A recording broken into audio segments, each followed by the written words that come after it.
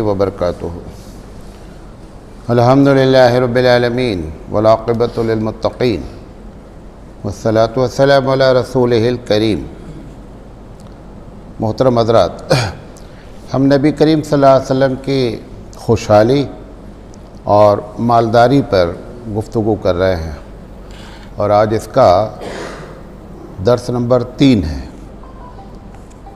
आज मैं जो बात आपसे करना चाहता हूँ बहुत मोटी मोटी बातें हैं कि नबी करीम सल्लल्लाहु अलैहि वसल्लम की 63 साला जो ज़िंदगी है, उस ज़िंदगी में आपकी इनकम कहाँ से होती थी और आपका ख़र्चा कहाँ से होता था।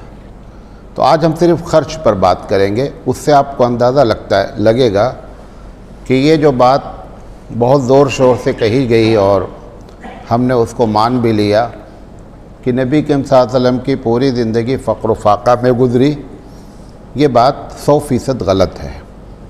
और अभी आपके सामने जब हम बात करेंगे तो आपको अंदाज़ा होगा कि नबी करीम सल्लल्लाहु अलैहि वसल्लम की खुशहाली कितनी थी और मालदारी कितनी थी। ये एक अलग बात है कि आप सल्लल्लाहु अलैहि वसल्लम को फ़क़्र व फ़ाक़ा पसंद था, जिसको हमारे उलमा ने लिखा कि फ़क़्र व फ़ाक़ा अख्तियारी था। अख्तियारी का मतलब कैसा नहीं था कि मजबूर थे कि फ़क़्र व फ़ाक़ा करें, बल्कि इतना देते थे, इतना लोगों की मदद करते थे कि जिसकी वजह से ऐसे हालात क्या होते थे, पैदा होते थे। हम अगर किसी की मदद करते हैं तो उसकी वजह ये होती है कि हमारे पास पैसे होते हैं, इसलिए हम मदद कर देते हैं। नबी करीम सल्लल्लाहु अलैहि वसल्लम इससे आगे थे।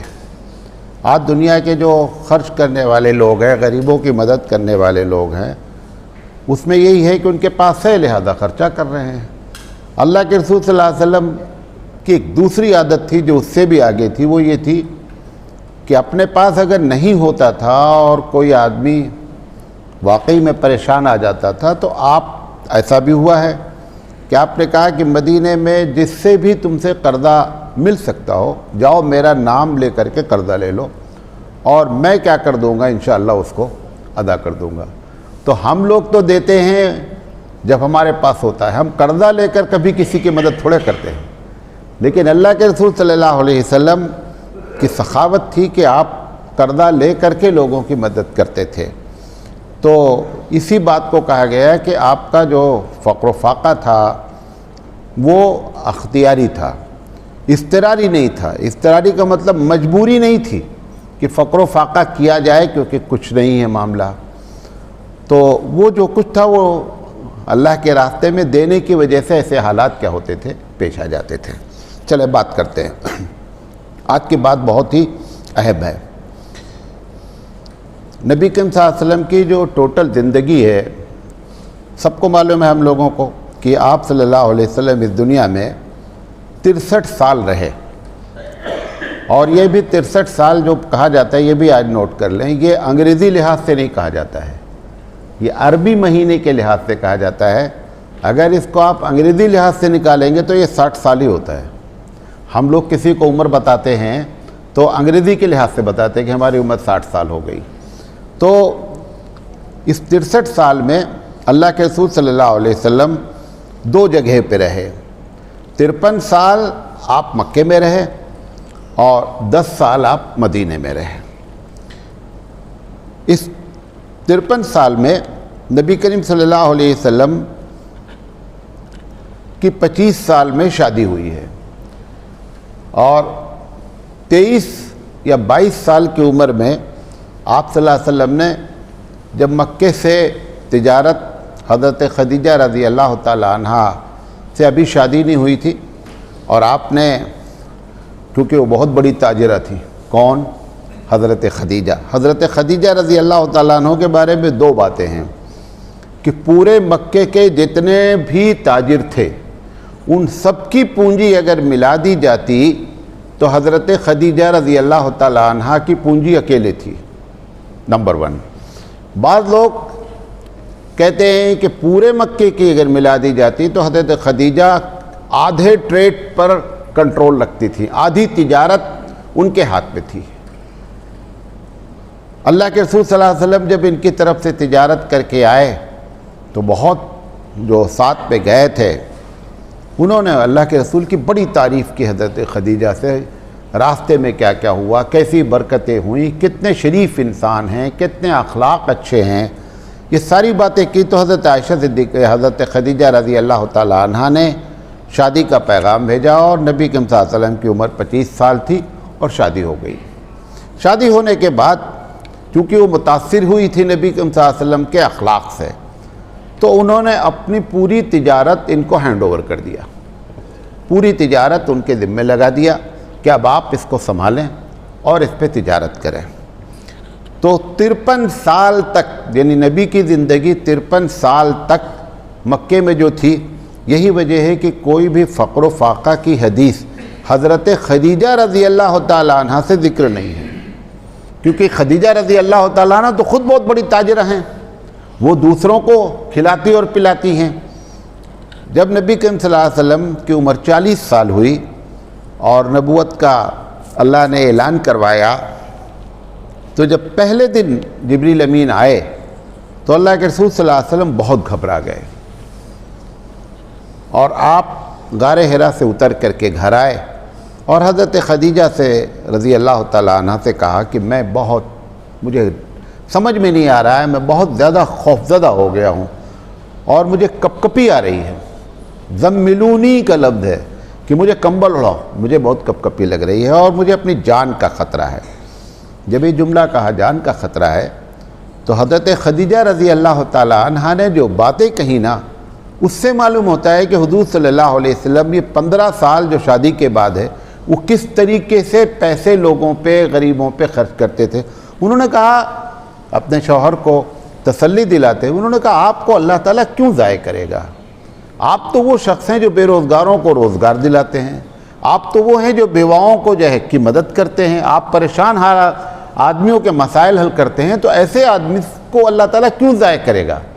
تو پتہ کیا چلا کہ نبی کریم صلی اللہ علیہ وسلم جب حضرت خدیجہ رضی اللہ تعالیٰ عنہ کی تجارت بھی کرتے رہے، یہ 15 سال تک بہت تجارت ہوئی ہے، تو اس درمیان میں کوئی بھی روایت ایسی ہونے کا کوئی سوال نہیں اٹھتا ہے کہ جس میں فقر و فاقہ کی کوئی بات ہو۔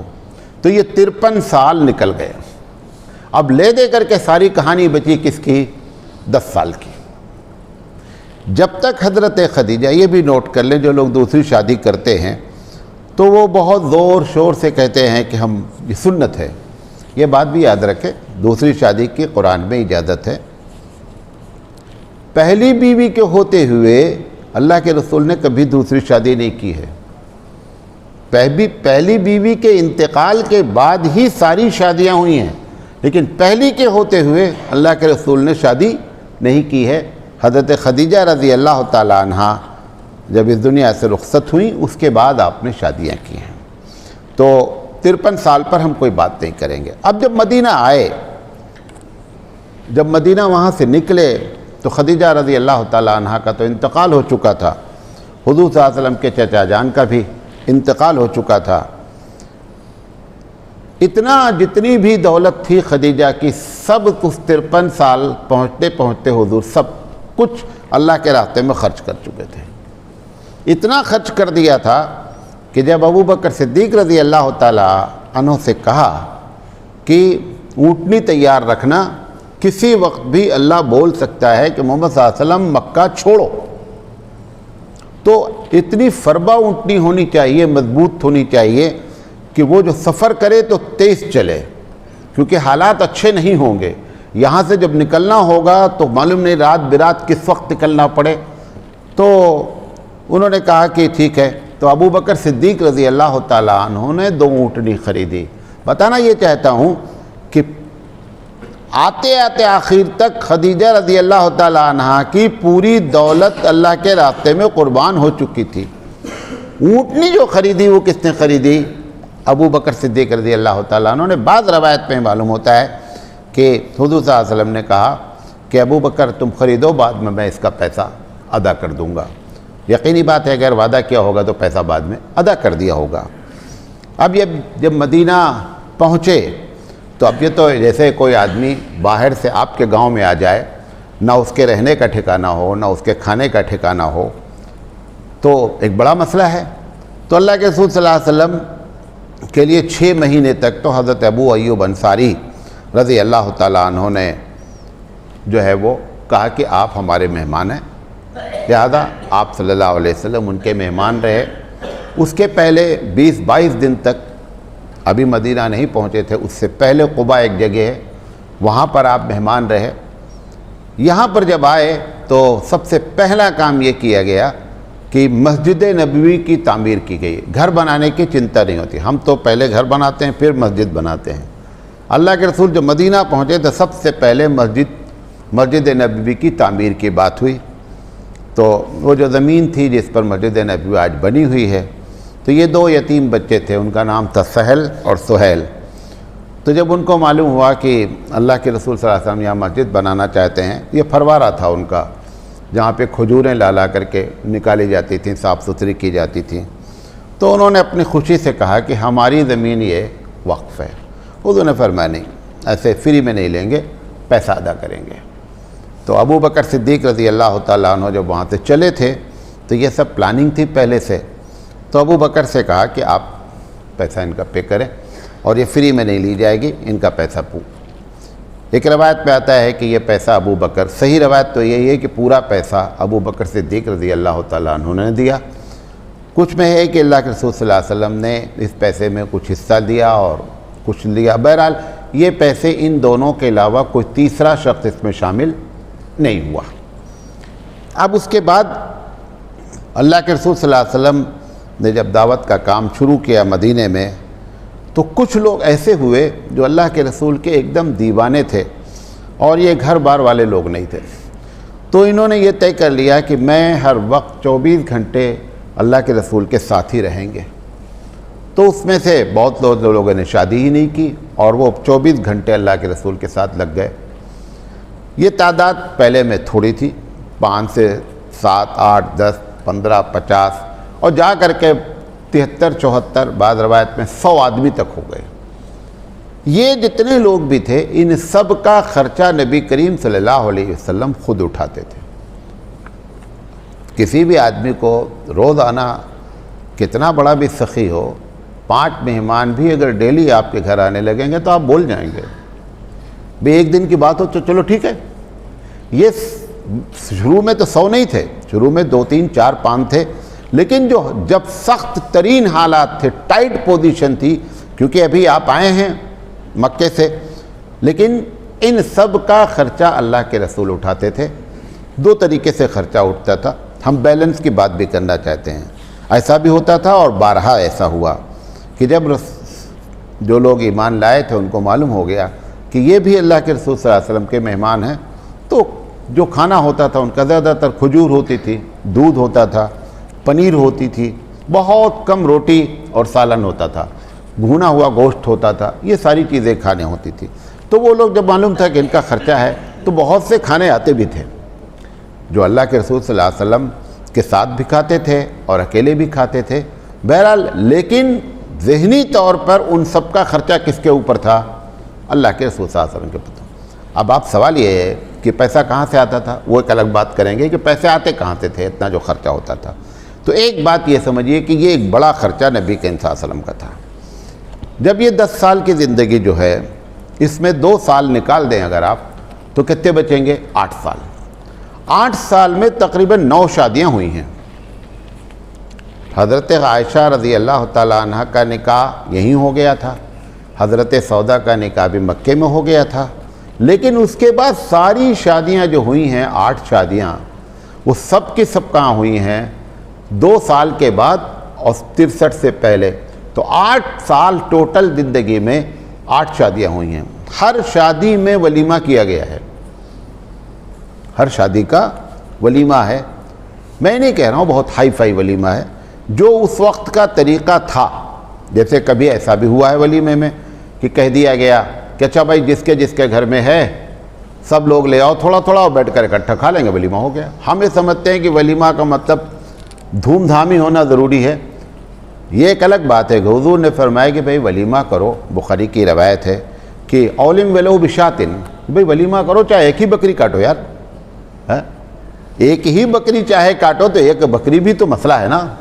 اب 8 ولیمہ ہوا ہے، اس میں زیادہ تر ولیمہ نبی کریم صلی اللہ علیہ وسلم نے خود کیا ہے۔ 1-2 ولیمہ ایسے بھی ہوئے ہیں کہ وہ اس کو انگریزی میں ون ڈش پارٹی کہتے ہیں، کہ سب لوگ تھوڑا تھوڑا لائیں گے اور بیٹھ کر ایک ساتھ کھائیں گے، تو ایسا بھی ولیمہ ہوا ہے۔ تو سوال یہ ہے کہ ولیمہ بھی ایک خرچہ ہے جو بڑا خرچہ ہوا ہے۔ تو اللہ کے رسول صلی اللہ علیہ وسلم جیسے حضرت زینب بنت جہش کے بارے میں ہے کہ بکری ذبح کی گئی، حضرت صفیہ کے بارے میں بخاری کی روایت ہے، صفیہ کے بارے میں ہے کہ صفیہ رضی اللہ تعالیٰ عنہ سے جب شادی ہوئی تو ستو اور کھجور کا جو ہے وہ ولیمہ کیا گیا۔ ام سلمہ کے بارے میں ہے کہ جو کی روٹیاں پکائی گئیں اور گھی لگا کر کے جو ہے وہ ولیمہ کے لیے دعوت کی گئی۔ تو یہ جو مل سکے سب کا نہیں ذکر ہے، لیکن یہ بات تو پکی ہے کہ ہر بیوی ہر شادی کے بعد ولیمہ کیا گیا ہے۔ ایک بات، نبی کریم صلی اللہ علیہ وسلم جب مدینہ آئے تو قربانی کا مسئلہ تھا۔ آپ اپنے لحاظ سے سوچیں کہ گاؤں میں ہر سال جو قربانی کر رہا ہے وہ کھاتا پیتا آدمی ہے، بھئی ہر سال جو کر رہا ہے قربانی وہ کھاتا پیتا ہے۔ اللہ کے رسول صلی اللہ علیہ وسلم نے اس پورے 10 سال میں کم سے کم 9 سال ہر حال میں ایسا ہوا ہے کہ آپ نے ہر بقرعید کے موقع پر قربانی کی ہے۔ اچھا، قربانی کس کی طرف سے کی ہے؟ اپنی طرف سے تو کی ہے۔ بیویاں بڑھتی گئیں، بیویوں کی طرف سے قربانی ہوئی ہے۔ اور 1-2 مرتبہ ایسا بھی ہوا ہے کہ آپ صلی اللہ علیہ وسلم نے پوری امت کا نام لے کر کے قربانی کیا۔ یہ پوری امت کی طرف سے کیا کر رہے ہیں؟ قربانی کر رہے ہیں کہ جو لوگ بیچارے قربانی نہیں کر پا رہے ہیں ان کو بھی قربانی کا ثواب پہنچ جائے۔ تو یہ ایک بڑا خرچہ تھا جو ہر سال بقرعید کے موقع پر ہوتا تھا اور اللہ کے رسول صلی اللہ علیہ وسلم قربانی کرتے تھے۔ اسی طریقے سے آپ صلی اللہ علیہ وسلم کے 3 بیٹے پیدا ہوئے ہیں، 3 بیٹے پیدا ہوئے، اس میں ابراہیم جو ہے وہ مدینے میں ہی پیدا ہوئے ہیں۔ یہ جو ابراہیم ہے، ابراہیم کا ابراہیم کا عقیقہ کیا گیا، اور باقاعدہ اس بات کا ذکر ہے کہ کیا کہتے ہیں ان کے عقیقے میں بکرا کاٹا گیا، بکرے کی پوری تفسیر بھی ہے دمبا کی کہ اس طریقے کا دمبا ذبح کیا گیا۔ اس کے علاوہ حضرت حسن رضی اللہ تعالیٰ عنہ، حضرت حسین رضی اللہ تعالیٰ عنہ، ان دونوں کا بھی عقیقہ، اور ایک روایت میں ہے کہ محسن جو تیسرے لڑکے تھے جو بچپن میں انتقال کر گئے، حضرت فاطمہ رضی اللہ تعالیٰ عنہ کے لڑکے تھے، تو نبی کریم صلی اللہ علیہ وسلم نے نواسوں کا بھی ولیمہ کیا ہے خود کیا، اپنے پیسوں سے کیا۔ تو سوال یہ ہے کہ یہ پیسہ بھی جو ہے کہاں سے آیا ہے؟ یہ پیسہ بھی حضور صلی اللہ علیہ وسلم نے اپنی طرف سے کیا۔ اسی طریقے سے کبھی ایسا بھی ہوا، کم ہوا ہے لیکن ہوا ہے، جیسے حضرت علی رضی اللہ تعالیٰ عنہ کے بھائی جو تھے حضرت جعفر بن ابی طالب، یہ جعفر بن ابی طالب جب شہید ہو گئے، جنگ موتا کا واقعہ غالباً اس میں شہید ہوئے، تو بہت ان کے گھر والے غمگین ہو گئے یہاں مدینے میں، اور مطلب چولہا ایک دم نہیں جلا، کھانے کا مسئلہ ہوا۔ تو نبی کریم صلی اللہ علیہ وسلم ایسے موقع پر بھی مدینے میں کوئی واقعہ پیش آتا تھا۔ آج بھی ہم لوگوں کیا ہوتا ہے کہ جس کے گھر میں میت ہو جاتی ہے تو پڑوسی والے رشتہ دار اس کے گھر میں کھانا پکوا کر کے بھیجتے ہیں، جو باہر سے لوگ آئیں کہاں کھائیں گے بیچارے۔ تو یہ اللہ کے رسول صلی اللہ علیہ وسلم یہ ذمہ داری بھی کبھی کبھی اٹھاتے تھے لوگوں کی طرف سے کہ جو ہے وہ ان کے گھر میں کھانا پکوانا بھجوانا، یہ بھی ایک بڑا کام ہوتا تھا۔ نبی کریم صلی اللہ علیہ وسلم کی ایک عادت اور تھی، سفر سے جب واپس آتے تھے، ہر مرتبہ تو نہیں ہوا ہے لیکن یہ ہوا ہے، بخاری کی روایت ہے کہ اللہ کے رسول صلی اللہ علیہ وسلم جب سفر سے آتے تھے تو خوشی میں دعوت کرتے تھے، اپنے قریبی رشتہ داروں کی کرتے تھے، جو لوگ روز اٹھتے بیٹھتے تھے ان کے ساتھ اللہ کے رسول صلی اللہ علیہ وسلم لوگوں کو بلاتے تھے، اور پھر جو ہے ٹھیک ٹھاک اچھی طریقے سے لوگوں کے ساتھ دعوت کا معاملہ ہوتا تھا۔ اسی طریقے سے نبی کریم صلی اللہ علیہ وسلم ہر بیوی کے پاس کم سے کم ایک اونٹنی تھی جو ان کو دودھ کے لیے رکھی گئی تھی، اور سب کے نام، اونٹنی کا اتنا لمبا ذکر ہے میں کہ اگر میں شکر کروں گا تو 2 گھنٹہ مجھے چاہیے جانور اور بکری کے بارے میں، کہ اللہ کے رسول صلی اللہ علیہ وسلم کے گھر میں جو جانور تھے، بکریاں اور اونٹ اور خچر اور گھوڑے، ان سب کا چارہ، ان کو کھلانا، ان کے لیے چرواہے، یہ سب انتظام اللہ کے رسول صلی اللہ علیہ وسلم فرماتے تھے۔ اور سب بیویوں کو، چونکہ ایک بیوی کو اگر اونٹنی دی گئی تو دوسری کو بھی دی جائے گی، یقینی بات ہے، انصاف کا تقاضا ہے۔ تو اس طریقے سے تمام بیویوں، سب کی اونٹنیوں کا اپنا اپنا نام تھا، اور وہ دودھ باقاعدہ شام میں دوہ کر کے آتا تھا، کیونکہ مدینے والوں کا ویسے بھی مزاج تھا، دودھ ایک بہت بڑا ذریعہ تھا۔ جیسے آپ کے بھارت میں بھی ہے کہ جو یادو لوگ ہیں ان کے یہاں مختلف انداز سے دودھ کے کھانا ہوتا ہے، کبھی ماٹھا پیتے ہیں تو کبھی دودھ پیتے ہیں تو کبھی اس کا دہی بناتے ہیں تو کبھی پنیر بنتی ہے، دودھ سے متعلق بہت سی چیزیں ہوتی ہیں۔ تو اللہ کے رسول صلی اللہ علیہ وسلم کے گھر میں بھی جو ہے یہ جو بیویاں تھیں ان لوگوں کے لیے اونٹنیاں تھیں، اور ان کے پاس جو ہے وہ کیا کہتے ہیں دودھ کا انتظام ہوتا تھا۔ اب یہ سب پیسے ہی سے تو آئیں گے، چرواہا رکھنا، ہر اونٹنی کا الگ الگ چراگاہ بنائی گئی ان کے لیے کہ یہاں پہ چریں گی، کہ دوسروں کے کسی کھیت میں نہ پڑنے پائیں، کسی دوسرے باغ میں نہ گھسنے پائیں، ان سب کا بھی پورا اہتمام تھا، اور چرواہوں کا ایک بڑا معاملہ تھا۔ بھئی آج آپ نے جانور چھوڑ دیا ہے، ایسا تو نہیں ہوتا تھا، کوئی ایک جانور بھی، ایک لقمہ بھی حرام نہیں کھانا، یہ اس بات کی پوری کوشش کی جاتی تھی کہ کوئی بھی جانور کسی کے کھیت میں نہیں کھائے۔ باغات، کیونکہ جو مدینہ کا تھا کھجور کے باغ کے بیچ میں، جیسے یہاں بھی دیکھا ہوگا آپ نے کہ آم وغیرہ کا باغ ہوتا ہے اور بیچ میں کھیتی بھی ہوتی رہتی ہے، تو یہ عرب مدینے کا ایک عام رواج تھا کہ وہ کھجور کے باغ میں بیچ میں جو ہے سبزیاں ہیں، یہ ہیں، سب بوئی جاتی تھی، لہذا اونٹنیوں کو بہت سنبھال کر رکھنا پڑتا تھا۔ تو یہ بھی ایک بڑا خرچہ تھا نبی کریم صلی اللہ علیہ وسلم کے لیے۔ اسی طریقے سے جانوروں کے علاوہ اللہ کے رسول صلی اللہ علیہ وسلم نے ایک حدیث بیان فرمائی کہ لوگوں جب تمہیں لوگ ہدیہ دیں تو تم بھی ہدیہ دیا کرو، تہادو تہابو، بہت مشہور حدیث ہے۔ نبی کریم صلی اللہ علیہ وسلم ایک کا ذکر صرف کر رہا ہوں، آپ کو اندازہ ہوگا کہ ایک بادشاہ نے نبی کریم صلی اللہ علیہ وسلم کو، یہ ایران کے علاقے کا بادشاہ تھا، جب اس کو نبی کے بارے میں معلوم ہوا تو بہت متاثر ہوا، تو اس نے ایک جوڑا کپڑا نبی کریم صلی اللہ علیہ وسلم کو گفٹ بھیجا۔ اب وہ بادشاہ تھا تو بادشاہ کی طرح گفٹ بھیجا، اس میں جواہرات بھی لگے ہوئے تھے۔ اللہ کے رسول صلی اللہ علیہ وسلم نے کہا لے جاؤ اور مدینے میں معلوم کرو کہ اس کی قیمت کتنی ہے۔ جب وہ جوڑا لے کر کے گئے اور مدینے میں اس کی ویلیو نکالی گئی تو پتہ چلا 33 اونٹ بیچ کر ایک جوڑا کپڑا خریدا گیا ہے۔ جہاں سے آیا تھا بادشاہ نے 33 اونٹ، اب ایک اونٹ آپ 50,000 روپے کا پکڑ لو منیمم، تو آپ اندازہ کر لیجئے کہ 33 اونٹ بیچ کر کے تقریباً اندازہ ہے کہ 12 سے 15 لاکھ روپے کا جوڑا تھا۔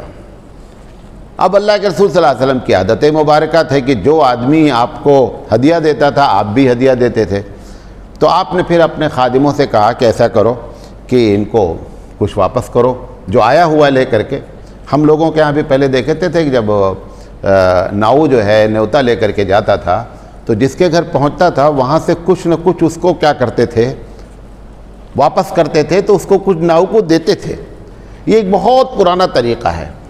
تو کرناٹک وغیرہ میں تو جو برتن جاتا ہے، جیسے ہم نے آپ کے یہاں سالن بھیج دیا برتن میں، تو وہ کبھی بھی خالی برتن واپس نہیں کریں گے، کچھ نہیں ہوگا تو 2 اس میں سیبی ڈال کر بھیجیں گے، خالی برتن واپس نہیں کریں گے۔ بہرحال تو وہ جب آیا تو اللہ کے رسول صلی اللہ علیہ وسلم نے پھر اس کے ذریعے جو ہدیہ بھیجا، 23 اونٹ بیچا گیا، 23 اونٹ بیچ کر کے پھر ایک جوڑا کپڑا خریدا اور وہ بادشاہ کو اس کو کیا کیا گیا، گفٹ کیا گیا۔ یہ کیا کہتے ہیں ابو داؤد کی یہ روایت ہے۔ تو ایسا نہیں ہے، یہ آپ دیکھیں 23 اونٹ کم نہیں ہوتا ہے۔ اور پھر اللہ کے رسول صلی اللہ علیہ وسلم نے جو کہا زندگی میں وہ کر کے دکھلایا۔ اسی طریقے سے لباس کا معاملہ ہے، آپ دیکھتے ہوں کہ کبھی حدیث میں آتا ہے کہ آپ لال رنگ کی چادر پہنے تھے، کبھی آتا ہے کہ آپ کالے رنگ کی چادر پہنے ہوئے تھے۔ ہر موسم کے لحاظ سے اللہ کے رسول صلی اللہ علیہ وسلم پاس سردی میں آتا ہے اونی چادر پہنے ہوئے تھے، کبھی آتا ہے دھاری دار چادر پہنے ہوئے تھے۔ اچھا، کھاتے پیتے لوگوں کے پاس بھی کتنی شال ہوں گی سردیوں میں اوڑھنے والی، جو آپ نے اس سال خریدی وہی اگلی سال بھی پہننا ہے، یہی ہوتا ہے نا۔ سویٹر جو اس سال خریدا گیا ہے وہی اگلے سال بھی پہننا ہے۔ کچھ لوگ ہوں گے جو ہر سال بدلتے ہوں گے، لیکن ایک متوسط طبقہ جو ہے وہ جو پچھلے سال خریدا ہے سامان وہی تقریباً اس سال بھی پہنتا ہے۔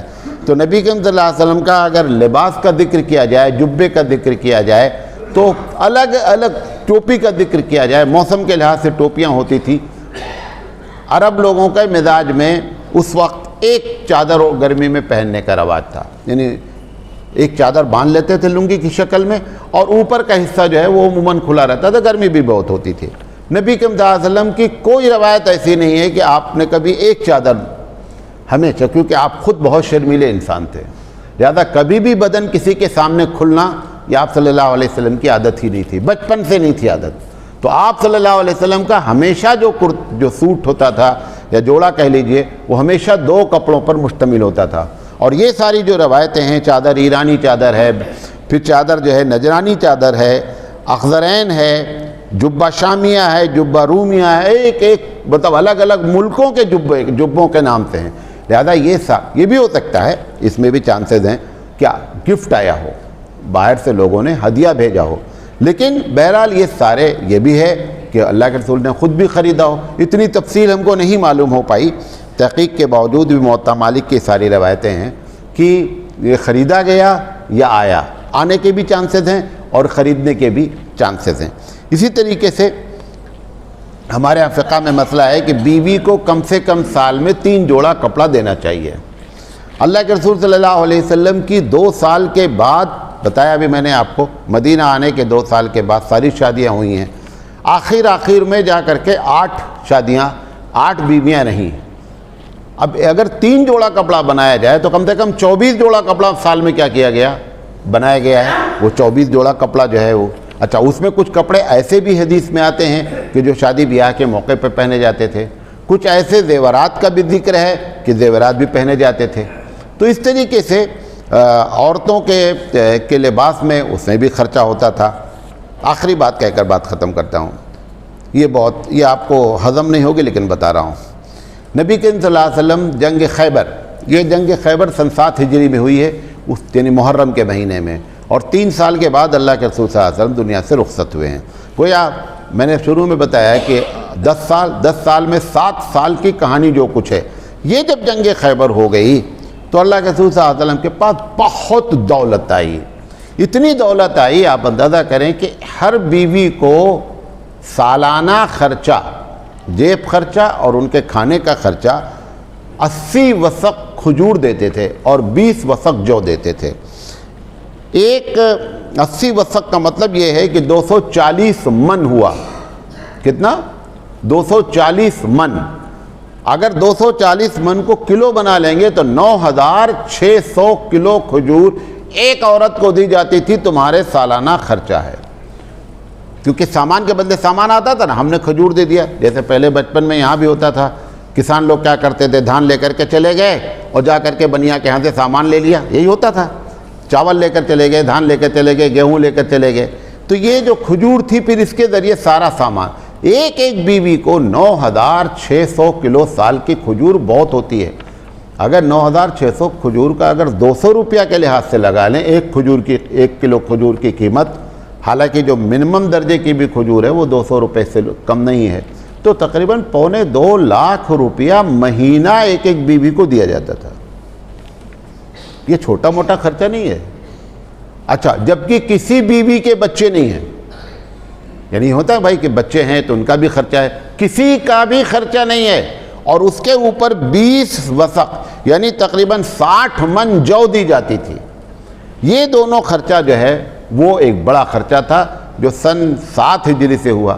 اچھا، پھر جب بیویوں سے شادیاں کی ہوں گی تو مہر بھی دی ہوگی نا۔ بخاری کی روایت ہے کہ آپ کی مہر 400 درہم ہوتی تھی، منیمم مہر جو ہے وہ 400 درہم ہوتی تھی۔ اگر چاندی کے لحاظ سے بھی نکالا جائے تو تقریباً سمجھ جاؤ 1.5 سے 2.25 کلو مہر ہوتی ہے چاندی کی۔ اور ایسی 8 اور 9 بیویوں کو کیا دیا گیا ہے؟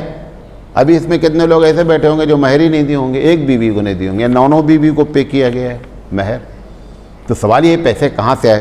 تو مہروں کا ایک بڑا خرچہ، اور آخری سب سے آخری عمر میں جس میں یہ بات مشہور ہے کہ آپ کی ذرا ایک یہودی کے ہاں گروی رکھی تھی، اسی سے 3 مہینے پہلے کا ذکر ہے، وہ بھی ہم بتائیں گے، وہ اس کے بارے میں بھی انشاءاللہ، کہ اللہ کے رسول صلی اللہ علیہ وسلم جب حج پر گئے تو جو بیویاں جانا چاہتی تھیں اکثر و بیشتر آپ کے ساتھ گئیں، اپنا خرچہ حج کا برداشت کرنا، پھر بیویوں کا خرچہ برداشت کرنا، اور وہاں پہنچ کر کے اللہ کے رسول صلی اللہ علیہ وسلم نے 100 اونٹ قربان کیے۔ ایک اونٹ کی قیمت 50,000 روپے لگا لیجئے آپ، معلوم ہو جائے گا کہ کتنا بڑا خرچہ یہ جو ہے 3 مہینہ پہلے ہوا ہے۔ تو سوال یہ ہے، یہ پیسہ اتنا بڑا خرچہ جس کے پاس ہوا، اس کو آپ کہتے ہیں پوری زندگی فقر و فاقہ میں گزری ہے۔ یہ تو میں بہت شارٹ کر کے نکالا ہوں، ابھی میں اگر ہدیہ نکالنا شروع کر دوں کہ کہاں کہاں کتنا دیا ہے تو ایک لمبی لسٹ ہے، اور پھر کھانے کا بھی ذکر ہے۔ ہمارے تو جو صحابہ ہیں، اللہ تعالیٰ ان لوگوں کو خوب سے خوب اجر عطا فرمائے، نبی کریم صلی اللہ علیہ وسلم کی ایک بات انہوں نے کیا کیا ہے ہم تک پہنچانے کی کوشش کی ہے کہ اللہ کے رسول صلی اللہ علیہ وسلم کے گھروں میں کھانا کیسے پکتا تھا۔ اچھا، پھر مدینے میں باہر سے لوگ آتے تھے اسلام قبول کرنے، ان کے سب کے کھانے کا خرچہ کون اٹھاتا تھا؟ اللہ کے رسول صلی اللہ علیہ وسلم کے سارے مہمان ہوتے تھے، اور ان کے کھانوں کا ذکر ہے کہ کیا کیا کھانا ان کو کھلایا جاتا تھا۔ حضرت بلال رضی اللہ تعالیٰ عنہ کو سونے اور چاندی کے کچھ سکے دیے گئے تھے کہ آپ اس کو رکھیں، اور یہ مہمان باہر سے جاتے ہیں، ان کی مہمان نوازی آپ کے ذمہ ہے۔ تندور گڑوا دیا گیا تھا، گھر کی عورتیں کتنا پکائیں گی، تندور گڑوا دیا گیا تھا کہ روٹیاں وہاں پکتی تھیں۔ تو یہ رسول اکرم صلی اللہ علیہ وسلم کا موٹا خرچہ تھا جو آپ کے سامنے بیان کیے۔ انشاءاللہ زندگی رہی تو کل بات کریں گے کہ یہ پیسے آتے کہاں سے تھے۔ بڑا خرچہ ہو گیا نا، یہ تو بہت بڑا خرچہ ہو گیا۔ 2.25 لاکھ روپیہ مہینہ اگر 3 سال تک بھی دیا تو اگر نکال لیں گے تو اربوں میں جائے گا۔ وہ 9 بیویوں کو دیا جائے گا 2.25 لاکھ روپے، پھر سالانہ نکالیے، پھر 9 کو کیجئے، پھر 3 سال سے ضرب دیجئے تو اربوں روپے میں جائے گا۔ تو انشاءاللہ اس پر بات کریں گے۔ وآخر دعوانا ان الحمدللہ رب العالمین۔